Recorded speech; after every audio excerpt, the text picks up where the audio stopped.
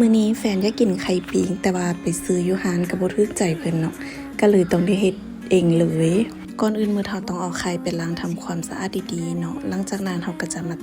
เจาะเปลือกไข่ให้มันเป็นหูน้อยๆเพื่อสิเทออกมาขั้นตอนนี้ต้องระวังนิดนึงเพื่อบ่ให้เปลือกไข่ของเราตกลงไปมาฮอดขั้นตอนการปรุงเนาะก็จะมีเพียงคะน้อซะอิ๊วแล้วก็เกลือนิดนึงและพริกไทยนี่แม่นเอามาจากพม่าก็คือเอื้อยไปเฮ็ดเวียกอยู่หั่นแล้วเพิ่นเอามาฝากเนาะคือแบบหอมสุดๆเลยเป็นพริกไทยที่แบบกลิ่นหอมและมีรสชาติเผ็ดแบบนิดเดียวหลังจากที่ใส่เครื่องปรุงแล้วก็ตีทุกอย่างให้เข้ากัน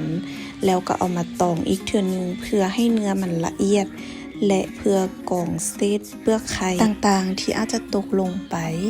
หลังจากที่กรองทุกอย่างแล้วเราจะเทกลับมาใส่ถ้วยคือเก่าและเราสิเติมความแซ่บโดยมักเผ็ดและผักหอมและคนเครื่องผสมอีกเทื่อนึงหลังจากนั้นก็เกี่ยมเททุกอย่าง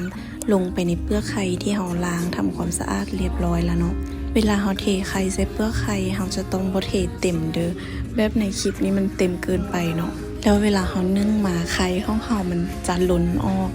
หลังจากที่เทแล้วเราก็เกี่ยมเอาไข่ไปนึ่งเวลาเอาไข่ไปนึ่งเราต้องค่อยๆเลี่ยงแบบสิเนาะแต่ผ่านไปประมาณ10นาทีไข่ค่อยกระล้มหมดเลยและนี่คือคนที่เฮ็ดให้ไข่ค่อยล้มค่อยบอกว่าไข่ยังบ่ทันสุกเทื่อให้กลับไปนึ่งก่อนแต่เพิ่นว่าบ่เพิ่นสิกินแบบนี้แหละว่าซั่นแต่ว่ามันร้อนเนาะกินไปคำนึงก็เลยลวกปากขึ้นไปเลยอันนี้หน่วยที่2ตัวนี้มันสุกแล้วเนาะหลังจากที่ไข่มันสุกแล้วมันก็จะเป็นเนื้อแบบเนียนๆแบบนี้เลยลองกินเบิ่งแล้วเพิ่นว่าแซ่บว่าซั่นเฮ็ดค่ายได้เลย